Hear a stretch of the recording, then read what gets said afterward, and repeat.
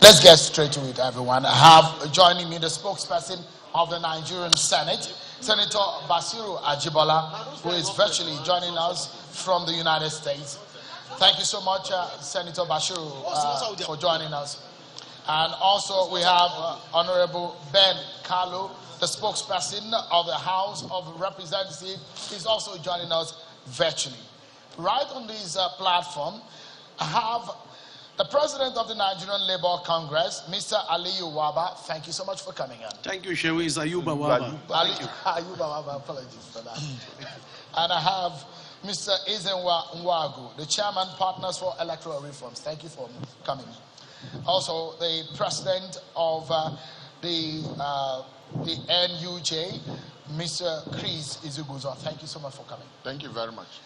And Honorable Dachong Bagos, a member of the House of Representatives. Thank you for coming tonight. Thank you, sir. We have the convener of the Nigeria Civil Society Situation Room, Ms. Ene Obi. Thank you so much for coming. Thank you for... I don't know if our panelists on the virtual platform are here with us. It will actually be good for us to begin the conversation with them. But if not, I think we have a member of the... Okay, let me begin first and foremost with the spokesperson of the Senate, Senator Basiru Ajibola.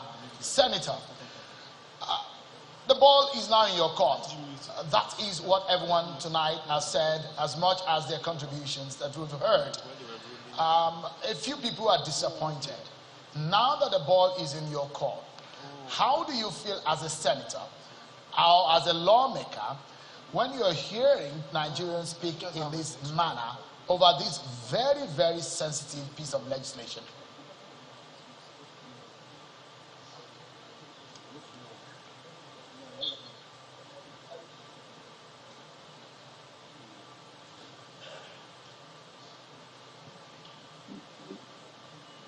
Hello. Please go ahead. I said, listen at the program from beginning. I don't think there's even unanimity about position that have been taken. But what is clear is that Nigerians want reform of the electoral process. They want credibility of the election, and they want timely closure to the issue of the Electoral Amendment Act. Beyond that, I've also had some people coming up with conspiracy theory of an attempt to frustrate electoral reform in Nigeria. I think part of the thing you have to contend with in public governance is issues like such conspiracy theory. But I know there's no such conspiracy not to allow the electoral bill to be passed. Indeed, the 9th Assembly had expended resources in terms of time and man-hour on this work that we will not allow it to be frustrated. And then, of course, when you have 185 section bill or so, and the issues is only around a section, then the thing is to look at what are the options before the National Assembly. One option that Septic may be thinking is that the National Assembly, this 9th Assembly, will go the way of the previous Assembly by abandoning the work. But just as the Speaker of the House of Representatives said, Right Honorable Bajabi Amila, we are not going to throw away the baby with the bathwater. There are so many significant provisions in the Electoral Act that seek to strengthen, even though on incremental basis, the institution of free and credible election in Nigeria. So therefore, the options will be considered is not to abandon the electoral bill like previous sessions of the National Assembly, but to look at two options. And I think Professor Atairu Jega and some other speakers, like the NBA president has also highlighted. One is to see whether the contentious provision could be amended so that the bill could be represented to the president. And of course, this will be after broad consultation that had been agreed upon by the National Assembly. Then the second one is to see whether provision of Section 58, Subsection 5 of the Constitution can be invoked to override the veto. But of course, there is a decision of the Court that will necessitate passage of the bill by 2/3 majority and the legislative processes also being going. That's also an option. And this option has to do with ego, has to do with taking, historical, attack on any institution.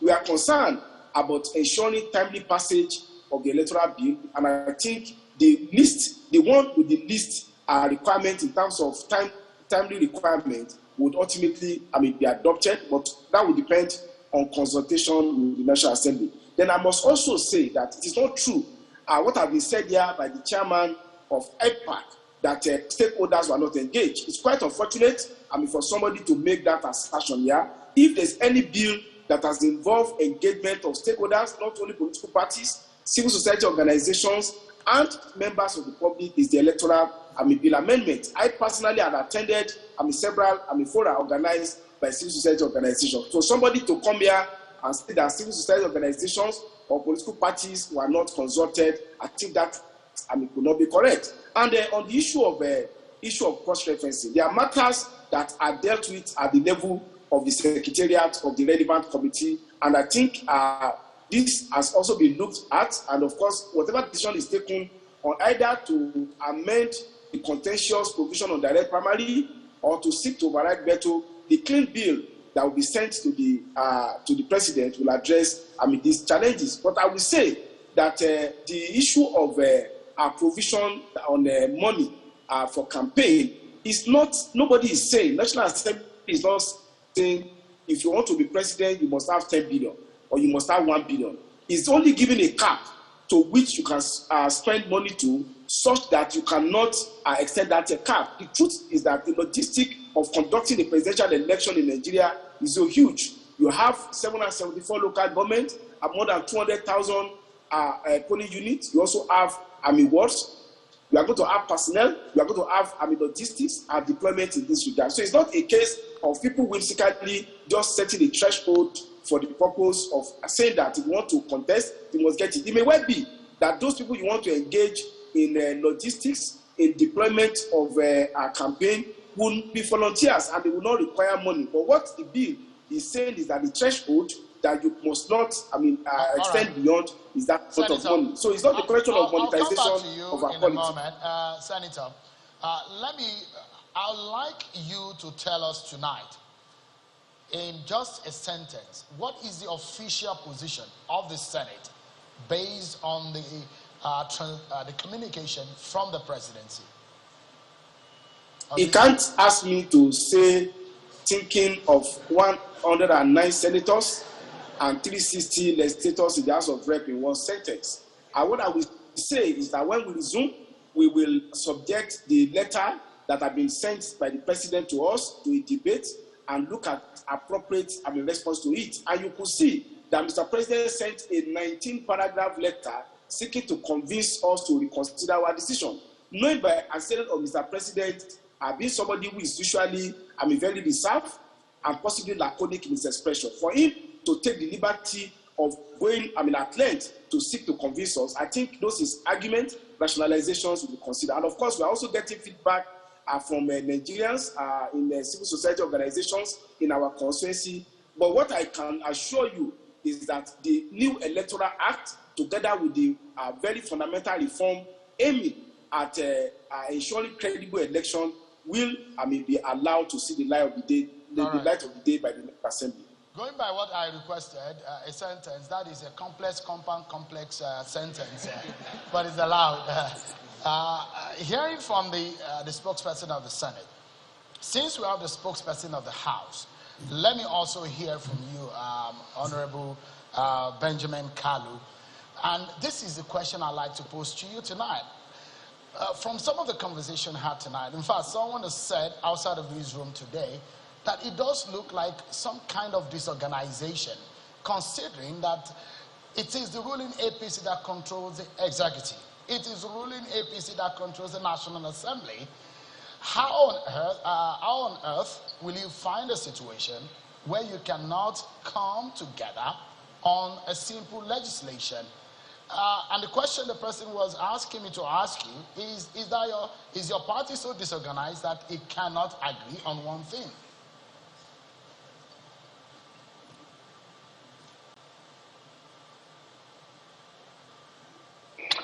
Thank you very much, Sean, the organizers of this program. Let me just point this out, that there is no disorganization. It's a process of lawmaking, and because of the independence of each arm of government and the application of the principle or the doctrine of separation of powers, each of the arms of government under the leadership of APC is allowed to exercise in its fullness their rights, their enablements to function in that arm of government. This is what we're allowing the executive to do, and that is what the executive is allowing us to do. And it is important to note that what has influenced the National Assembly in going for this electoral reform is not ego, like so many people have pointed out. It's not the beauty of generating a rancor or agreement between the executive and the legislature. It is influenced by our being a signatory to various instruments, the legal framework.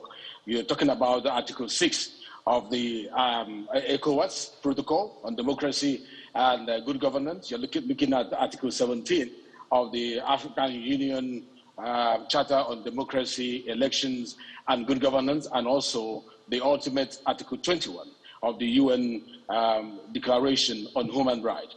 What runs through all these instruments is that at all times, as a participating nation among the Committee of Nations, that we ensure that a free, fair, inclusive, and credible election is conducted in our country. Because the commitment of the Ninth Assembly is to ensure that this electoral reform is achieved, and based on that, we started tracing the nexus between credible election and political stability in the country. Credible election, the bond between credible election and economic prosperity, and the linkage between credible election and healthy social space. And on the basis of this, we now went on this voyage. It's not to satisfy our ego. It's to make sure we give Nigerians that which they have been yearning for. And we picked up few focal points, which is a guideline to the various clauses that we've been discussing. It runs through the various guidelines of the various clauses we've been discussing. One is the inclusiveness element. The second one is the transparency element, the accountability element, and the competitiveness element. These are the four key focal points that the National Assembly of the Ninth Assembly has focused on. And you will see it running through the clause 52, clause 87, everybody's talking about, clause 43, sub 1, 2, and you will see it running through all the other issues that have been raised here, like the persons with disability and all the rest of them. But now, as it is, the consensus of the people, which we represent as Parliament, has been presented to Mr. President. And don't get it wrong, Mr. President acted within the conformity of Section 58.4, which allows him to withdraw his assent. And Nigerians should know that Mr. President, is a Democrat, because there is no expectation in that particular Section 58, sub 4 of the Constitution, for him to even issue explanations. But he went ahead to give us long paragraphs of the reasons why he feels they should be the reasons he has canvassed. I'd like to follow up quickly on that. You've given us, it does look like you did a very good homework in trying to attend to some of these issues. And our question tonight is, someone said tonight that this town hall was over like an hour ago because people have now passed the ball to your court and wanting to know what the National Assembly will do when you resume on Tuesday. Can you give us the official position of the House of Representatives on this matter? As a spokesperson of the House of Representatives, it will be difficult to, like my colleague said from the Senate, summarize the opinion of 360 people and just push it out there. But the point remains that there is a constitutional provision as allowed by Section 58, sub 5. Whether we are going to activate it or not, based on the letter that the President has said, is what we will consider. Another one is to go the route of leaving this particular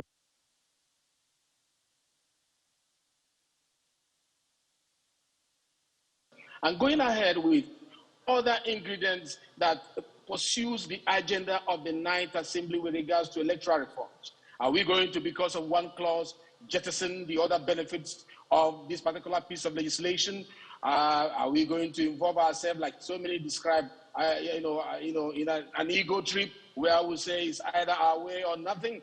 The answer is no. The people's opinion, the people's views, what interests the people, what will advance our democracy is our concern, and that is what we are going to do. I give you my word, and that becomes word is from the body language of the parliament. Okay, so great. Now, once you've gotten to the point, and of course you know that you're not only speaking to people in this room, you're speaking to the entire nation because you're live on national television. So you have, we're going to hold you to your word. What the Nigerian people want, at least a majority of them who have spoken through some of their representatives here in this room, is that they want the National Assembly members to revisit it so that they can send it back to the president. And you're saying we should hold you by your word that you will do just that on Tuesday. We will. But just in a moment, let me get some other panelists to get into the conversation so that we will not hear the solidarity song from the NLC. Mr. Waba, what is next from your own point of view? Well, thank you very much, Sheun. First is that it's very loud and clear that time is of essence because we ought not to be where we are about the issue of this very important bill. And let me start the conversation from where actually we even arrive at where we are. First is that it was President Yar'Adua that agreed that the election that brought him was actually flawed. And you remember he actually went ahead to constitute the Justice Waste Committee that made a lot of recommendations, some of which are well celebrated and some of which have actually improved the integrity of our election. But down the line, we also realized that there are new challenges that have arose. There were pronouncements of the courts that have said that some of the provisions that INEC have implemented, that some of those pronouncements are not backed by law. And those pronouncements of court are very, very important, particularly the issue of electronic accreditation, which has been called to question, and the issue of the card readers. All of us know that those pronouncements are very profound. And therefore, with time also, I think INEC as an umpire have seen that there are a lot of deficits that need to be improved. And put all of this together, there is now this agitation for a new act. And I think everything has been done. A lot of resources, a lot of time spent, but here we are. It's unexplainable. And I think there is no justifiable reason why we have not been able to get this law to date. But I think everything is not lost. But importantly is that time is of essence. And I expect now, going forward, that there must be timeline. Because there is no way, even the authorities that have been cited, including the AU and the African Charter, it said 1 year before the election, everything must be certain. Now there is uncertainty because the law is not in place. Even INEC as the umpire, there are a lot of uncertainty. So what uncertainty? And how do we get these things certain is by having the law in place. So what can be done is for the National Assembly now to do two things. But I think obviously from the conversation here, one thing is actually very important. One, to align the law and make it also coherent. But secondly is also to remove that portion that is a bit controversial that have led to Mr. President not assenting to it. But in doing that, we must have timeline. If not, we'll actually working behind time. I think that's our position, and I think we can also assist in the deployment of what you said, Aluta, by lobbying and also by trying to get our National Assembly members to do the needful, because for us this is central. There is a nexus between good governance and leadership that will also be accountable to the people. If the electoral process is transparent, is credible, it will bring about good leaders. And therefore, they must also do the yearning and aspiration of Nigerians. If politicians realize that one man, one vote will count, one woman, one vote will count, and if there is dispute, the card reader or the electronic accreditation in every polling station can say that 10 people voted instead of the bogus figure we are quoting, I think we are going to get it right. There will be accountability and the system will work better. At what point will you mobilize your members to the street? Basically, because you talked about timeline. This is a town hall meeting. We know that as a matter of fact, before this January ends, we expect that the needful should be done. And I want to assure you that Nigerian workers are ready. We are a membership-based organization. 12 million members registered, they answer their father's name, they can actually push a process. So I want to assure you that The timeline is between now and the end of the 7th. We should be able to have something ready. You know the address of the National Assembly? Certainly. There are about 2 gates to the National Assembly. You've been there. We are customers to the National Assembly. And I can say that they know that we care so much about this issue. Yes. They know that we care so much about we care so much about this issue. And therefore, they know that Nigerians are very passionate about having certainty about election and also certainty about how we can be able to connect. Because government is government for the people, by the people. So allow the people actually to realize what they need to do to have credible leaders in place. This is what we expect. Let me bring someone who had, over the last 20 years or more, monitored Nigerian elections. Were you surprised, Mr. Nwago, when the president did not assent?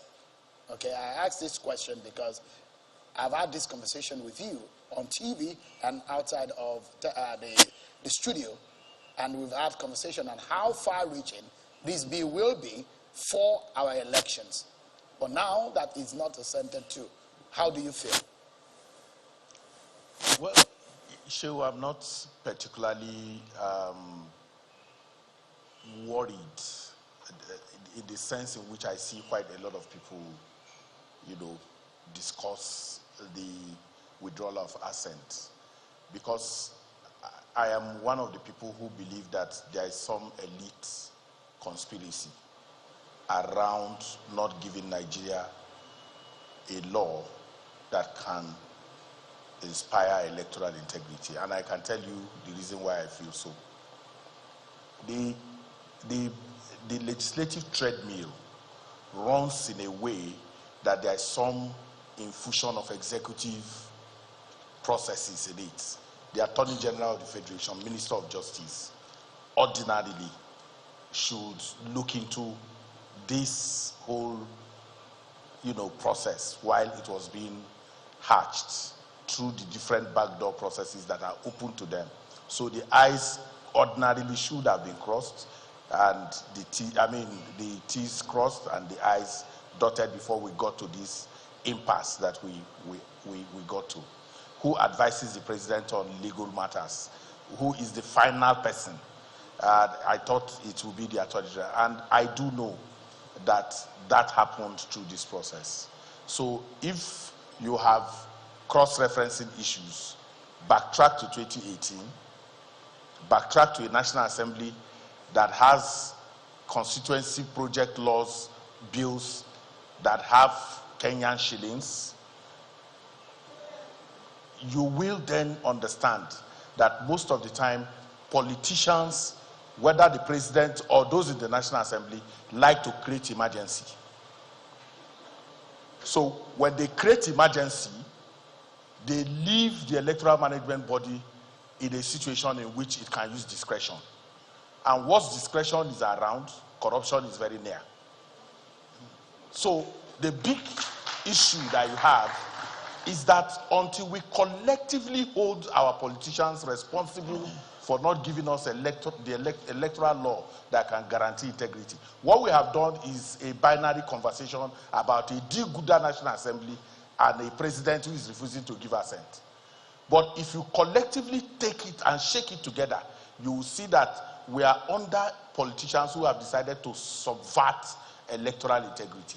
And one way to go forward is to name and shame all of them collectively and ask them to do what is right for the Nigerian people. And we should mobilize all that needs to be mobilized to make sure that that happens. Otherwise, we are expecting the president to be nice. He will sign it because he said so. Is he a priest? Is he not a politician? If he doesn't sign, what will happen? The pressure needs to come on the National Assembly to do what they have to do and ensure that they have a clean law that is going to the president. Because if eventually you take it there, the president understands all the articles that you are referencing, all those articles, AU article and all. He understands it. So he keeps pushing you to the point where you get to 6 months, whether you like it or not. Nigerians will say, we already have something, let's use it and make it law. And then we get back to where we've always been. Thank you so much, Mr. Nwago. Let me come to the president of the NUJ. For you and some of our colleagues, Section 22 of the Constitution clearly, I'm not sure there is any profession that is clearly stated in our constitution, but the media profession, clearly stated. Not even the legal profession is stated in the constitution. This is probably the most noble profession that I know, the journalism profession, the media profession. Now, it comes to the point that this is a law in which the constitution asks us to hold the politicians and the government accountable to the people and report back to the people. From your own point of view, what are your thoughts? What comes to your mind? Thank you very much. You know, looking at this whole thing, first of all, one must observe the fact that who are the direct beneficiaries of a flawed electoral system? The politicians. And who are we asking, who are we reposing our confidence in at this critical point in time? Same politicians. We must have it at the back of our mind that if we want to have a deepened democratic process, a deepened system, it must be completely rooted in the people. We must have an electoral system that works, because the sum total of the conversation that we're having today is to have an electoral act that guarantees one man, one vote. And by the time these votes are cast, they are properly counted, collated, counted, and announced. That's exactly what we're looking at here. Now, I recall there was a time when the National Assembly also got to this kind of situation that we are in now, where we had an interesting amendment process. Because of one controversy, one contentious issue that revolved around third term, the entire process was thrown away. Today, we have another contentious issue that has to do with direct and indirect primaries. Beyond that, if you look deeply, you would also see the issue that has to do with announcing results under duress. You and I are not the beneficiaries of that particular clause. You know, now it's in the system. We are dealing with direct and indirect clause, but there is that one that they benefit from. Beyond this, they are going to still look at it. So that's why it's important that this kind of meeting is taking place. Let them come to that reality that Nigerians are ready. They ought to be ready too. What will you be telling your members tonight, the journalists across the nation? You made reference to section 22. Actually, chapter 2 of that section has to do, it reposed the responsibility of holding government accountable to the people. Now, I want to also use the opportunity to appeal to our people, because oftentimes you see a group of people that operate within mercantile considerations, operate within pecuniary interests. We must put the nation in the front burner. No matter what we do today, we have only one country we can call our own. If we have an electoral system that works, it works for us. If we have democracy that is deepened, it is for us. So we must have that at the back of our mind. No matter what happens, we are like barracks. The soldier comes, the soldier goes, the barrack remains. So we must bear in mind that if this country works, it works for all of us. But if we begin to report or carry out our reportage based on our own tainted pecuniary or mercantile interest, when the country collapses, it collapses on our heads. Because the question will be, the media sets the agenda. And sometimes politicians want to distract the nation from the real issue. The real issue as of now is this matter. Would you be telling your members the same? Of course. I recall when we were talking about restructuring, we brought it at the front burner. It became a mantra for every politician that is contesting, even a councillorship position, who say, I will restructure the country. Because it became the topical issue. So I want to also appeal to our colleagues, including you, every one of us across Nigeria. The topical issue now is to have an electoral law that works for us. I want to appeal to National Assembly members. It's not about telling us that, yes, we are going to make it, we are going to deliver it. But we want action, not just words. Some of us will not sleep until we have it. Thank you. That's a promise from me personally. That's good. We'll play our role. That's what the Constitution asks us to do, isn't it? Honorable, I might be asking you a very uncomfortable question because the conversation is also uncomfortable, isn't it? Cross-referencing errors. Is it not embarrassing to see those kind of basic things in law, such as drafting? Not one, not two, not three, over 10 cross-referencing errors, drafting errors from a law that was passed from the National Assembly to the president. And if anyone blames the president for not assenting, would you blame him for assenting errors, legislation filled with errors? How do you feel? Very uncomfortable, Sherry.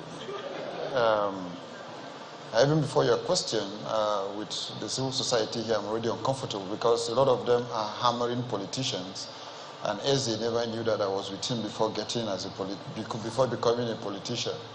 But very uncomfortable in the sense that, you see, most of the things that have been done in the National Assembly involves consultants, especially at the committee level.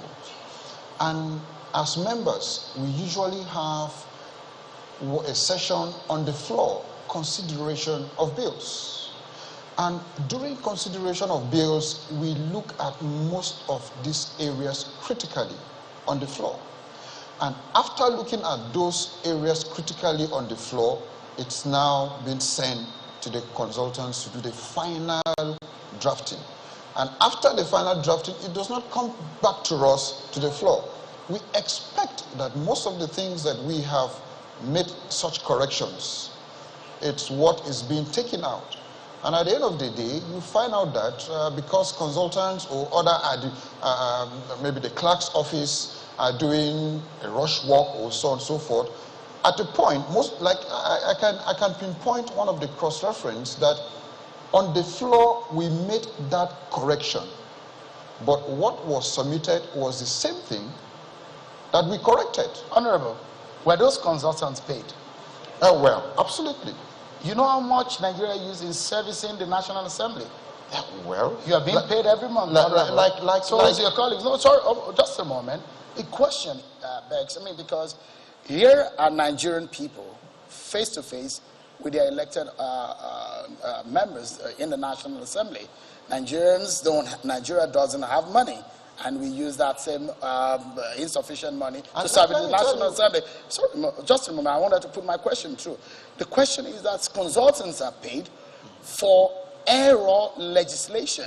Let me tell you, the consultants. Do you think that the explanation is tenable to Nigerians? Most of, like on the electoral bill and processes, some of these consultants are even paid by grants and donor agencies, not even from the National Assembly. But this is a law for Nigeria, Honorable. But it's very embarrassing. The law has the name of the National Assembly. Absolutely. But like I said, very embarrassing. Let's assume this is a private on the floor is a different thing. Would you pay people for a bad job?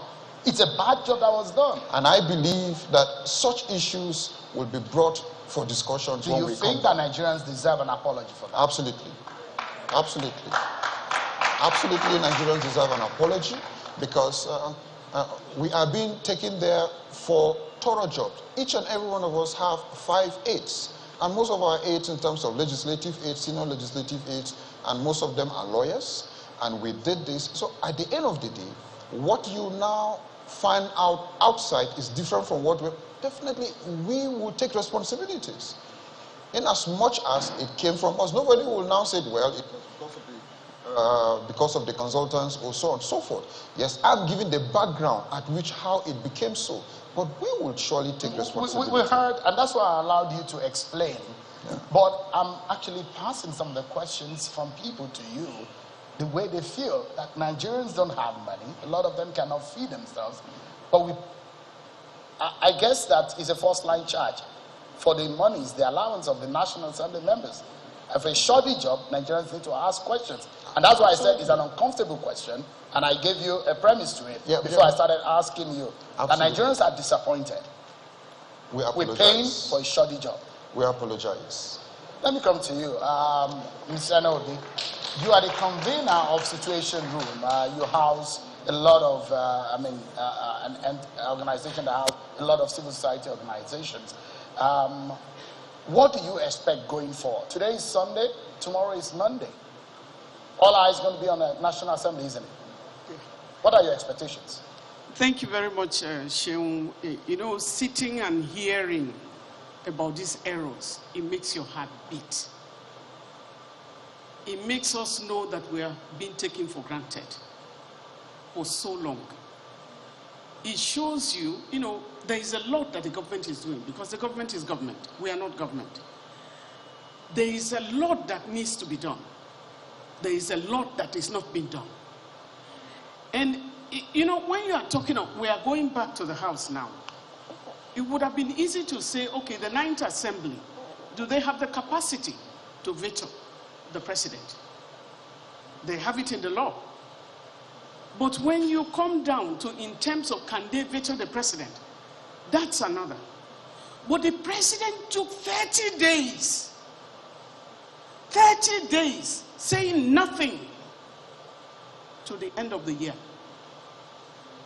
In 2018, more than three times, the president turned down this particular bill. And at the end of the day, said it was too late to the time. And now we are being dealt with. So when you have 30 days, and you said nothing to the assembly, within the 30 days, Nigerians are asking for law. The Twitter has just been unbanned. But many Nigerians were on Twitter. Whether you ban or unban, they were there. But what we are saying, we are patriotic Nigerians. We are calling for law, you know, the issue of lawlessness. We call for respect for the rule of law. That's why we are asking for the law. The Constitution already has granted that's the INEC, the body that is responsible to organize and conduct elections. How they conduct, that's another area we need to look at. But we are now saying, the president is saying, bring this, I will sign it. It was beautiful to see him say that. But why did he? No explanation to Nigerians about the 30 days that just went by. Too late. But going forward, what are they going to do? Like the president, you know, the NLC president has said, we are watching them, we are just watching them. But they need to know that we are tired. And it is essential to see when Nigerians are asking you to do something, it means they still respect you. There are some bad people that are, you know, conducting our governance. But there are also some good people. We just don't want to pour away that. But the president has not been fed to this country. If there are errors in it within the 30 days, why did he not return it? We cannot. Now, the president went ahead and signed the petroleum bill, you know, and assented to the petroleum bill to make it an act. It had problems and they turned it immediately. Why is it bill? Imagine the energy that went into this electoral bill. And we are still here and we are talking, we are watching them. You say you want to leave a legacy. A legacy for one law? The lawmakers ought to also look at the fact that we are taxpayers. They are paid by our tax. I'm a taxpayer. Everybody on this table, we are paying taxes. Transparency and accountability is very important. The issues of corruption, what this law is looking at is going to tame a lot of things about corruption in elections. You were in Anambra, you saw what happened. It's going to become more important for you to look at the issues to fight corruption in elections very freely. And who does not want? So leadership about Nigeria, while we are sorting this out, there are lots of issues that are going on. All right. Lots of issues on violence against women and girls that is going on insecurity that are going on. Many girls are being kidnapped. The Chibok girls are still in the bush. There are so many girls that are in the bush. So there is a lot that is going on. All right. Why do we have to go through pain for this to happen? All right. So let me bring some contributors into the conversation. Dr. Akingbolu and Mr. Hawal Ramsajani. Both of them will be giving us their interventions in just about 60 seconds or 120 seconds. Should I begin with Dr. Akingbolu? Dr. Akingbolu. Okay, all right. Doc, thank you. Thank you, Seun, for.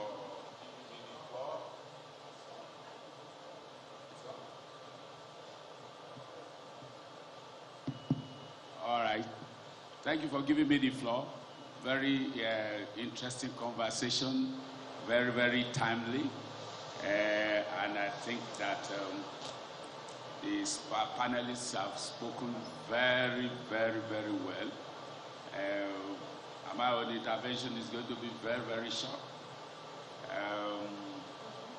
It is along the lines that the recommendations that have been placed on the table tonight, that time is of essence. This is a process that we can still, what's the word, salvage, that we can still get to conclusion in a way that will still be acceptable to us. The National Assembly resumes in less than 48 hours, about 36 hours. And I think that what has started tonight, should continue. I'm from civil society, and I know, that civil society will not be tired, and engagement will move very rapidly. And that is by way of putting in place different kinds of activities, press conferences, discussions with members of the National Assembly, different kinds of initiatives. The media, we already heard, from our president, the president of the NUJ, what could happen. We've heard, from the president of the NLC, the kinds of things that are possible, to make sure, that this happens fast. I join those who suggest that, yes, heavens will not fall if we step down, if we allow or support the National Assembly to step down this contentious clause and do the needful on the remaining part of the bill. I support that, and I think that what should happen is that on Tuesday, as they get back into the chambers of the National Assembly, the deliberation should take place quickly. Right. Within 2 weeks, we should have something back to the president, and by the close of January, all right, I hope that Mr. President will have kept his promise. Thank you so much, Dr. Akimbolu. Yeah. Let me allow Mr. Ramsajani, quickly your intervention on the way forward. Thank you very much. First and foremost, I'm not in any way surprised that we are having this quagmire, because the government in the first place had no intention to ensure electoral transparency in Nigeria. This is because for 7 years, the president who said that he was a victim of electoral fraud, he has not initiated any bill to improve electoral transparency in Nigeria. Number two, National Assembly members should not use this opportunity to spend another resources, money-wise, in the name of going to do consultation over this. There's nothing to consult. These issues have been, identified that are the problems based on the president's rejection.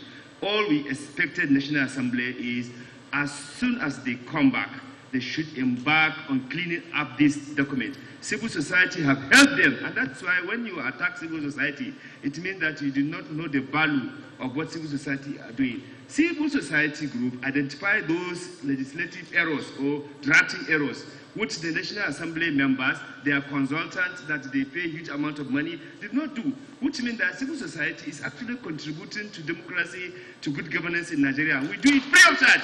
We submitted it to them. So we've already done the work for them. All, when they come back, they did not waste money to go and do any so-called consultation that will spend billions of Nigerian taxpayers' money. They should, as a matter of fact, if we have a serious concern over this, I expected National Assembly to suspend whatever holiday they are doing, because already, based on even the agreed or the constitutional requirement of their sitting, they did not even sit up to the time. So I expected when the president returned this, they should have even called the holiday back, to come and do this thing because we all need it as a nation that will aspire to help lead other countries. All right.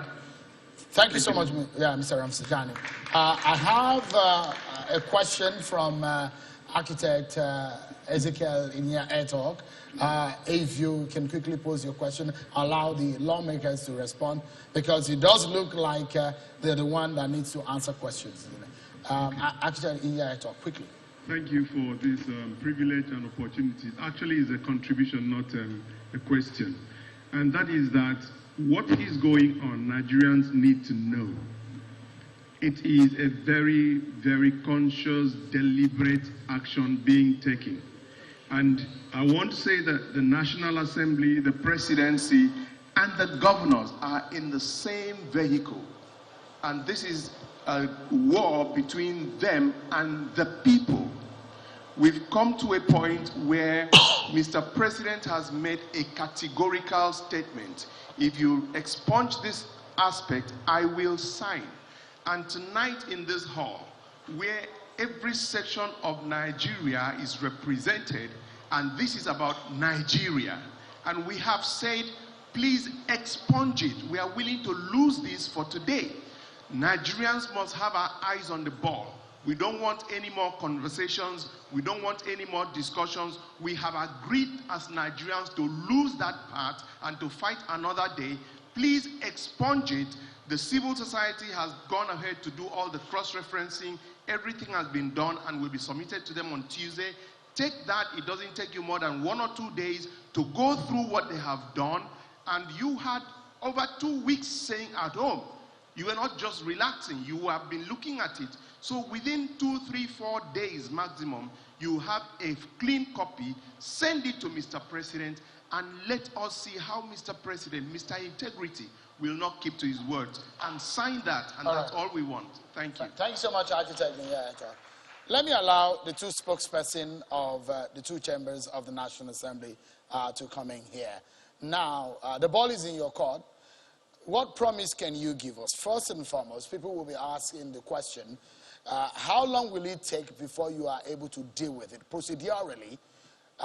Will it have to go through any of the readings again, or it gets to the floor and you are able to fix it and pass it? Some say that it won't take more than 1 day. Are we seeing a situation where on Tuesday, you get back to the National Assembly, you do the job until evening time, on Wednesday you are sending it back to the President? Can it be that quick? Because time is of the essence. Let me begin with Honorable Basiru Ajibola. Senator Ajibola Basiru. So I think it's very important to set that in context.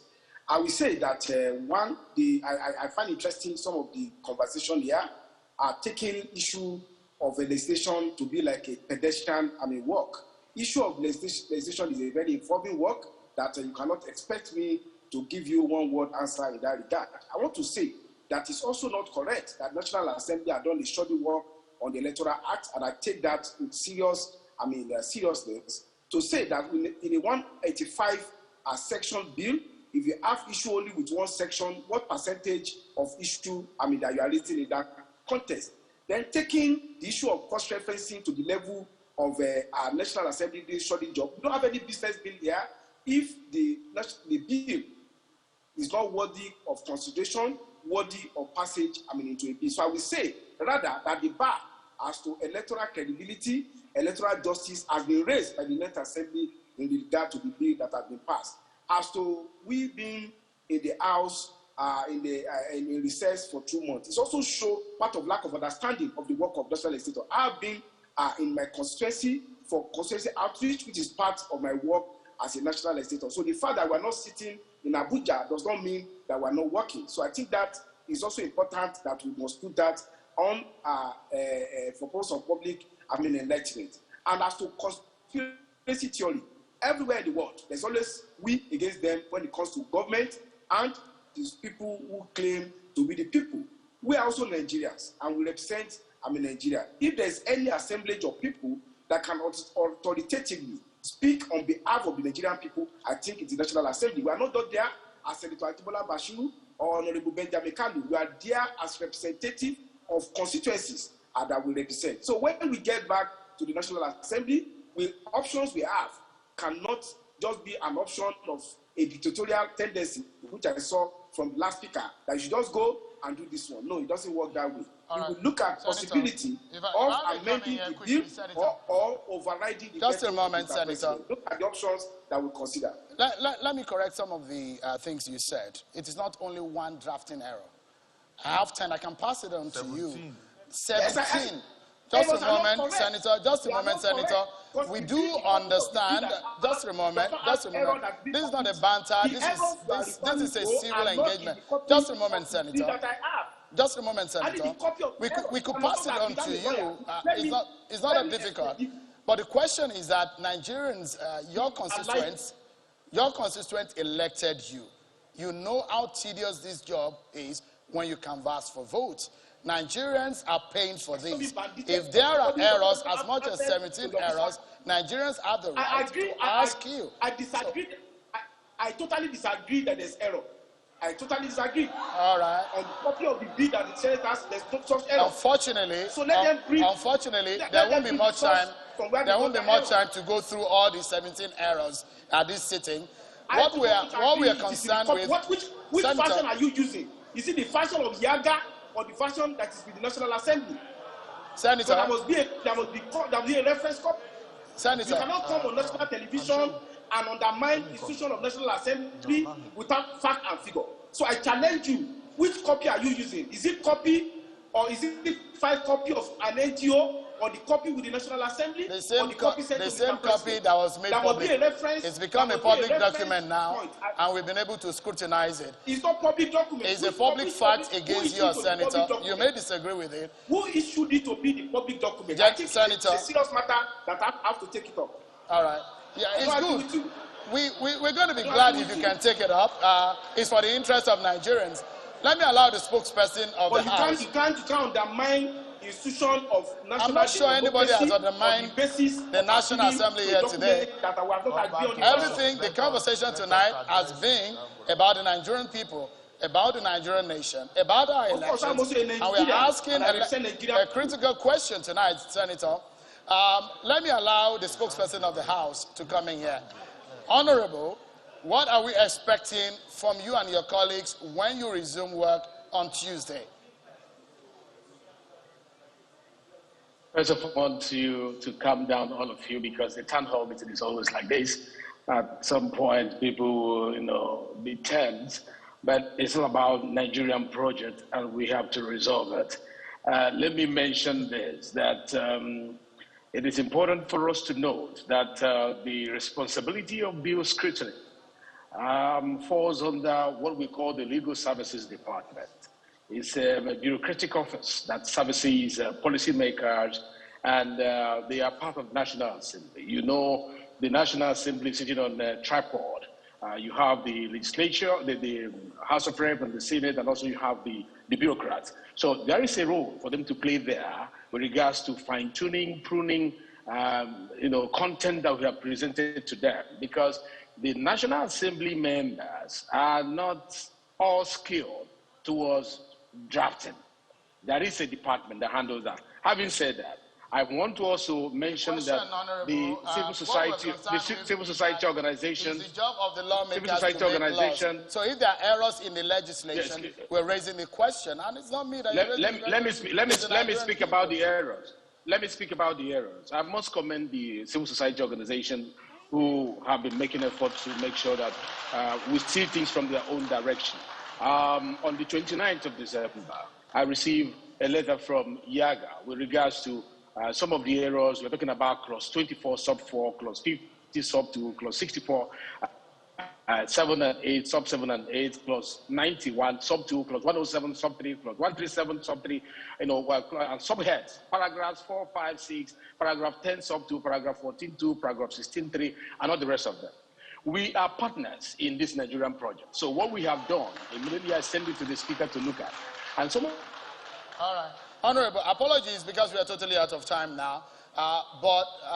Because Ezen Wangwagu sits on the board of Yaga, I would like you to, in 30 seconds, to speak about these cross-referencing errors. Just in 30 seconds, please. Yeah, I think that Honorable Kalu has dismissed the arrogance of Senator Ajibola Bashir. I think that the issue of further consultation and spending money, I think it is, and all the rest of them, Honorable, we are not going to be. I think it is clear that the document that the president returned is not just in the custody of the National Assembly. It is that document that civil society scrutinized, and it's not just Yaga. The SGDM partners, civil society, came together, looked at those laws, and I feel very worried that Senator Ajibola Bashir will appropriate to himself the understanding of how the legislature works, when in reality, it's commonplace. Even if you didn't go to school, you should be able to understand that the legislative treadmill is such that has the component of the people in it. All right. And if the people are not in it, then your law has no validity. Thank you so much. We're totally out of time, and we need to wrap up now. I see that you wanted to raise something. Just quickly, please. Sherwin is quite unfortunate, but then the truth of it is that we acknowledge to the fact that there were cross-reference errors. We acknowledge even before now.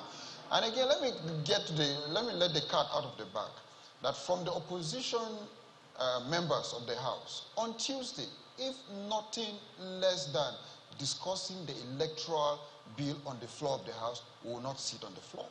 We have all discussed that. Thank you so much. That is what We've got your commitment, and we appreciate it. Yeah. We need to close now. Let me quickly bring on stage Dr. Hussaini Abdul and Mr. Manjin Wilson. We're going to have just 2-minute chat to close this, but I must sincerely thank Mr. Ayuba Waba, the NLC President, Mr. Ezewan Wago, and Mr. Izuguza, Honorable Dachon Bagos. Thank you for being playing and coming straight with Nigerians tonight. And Mr. Anaobi, thank you so much for coming.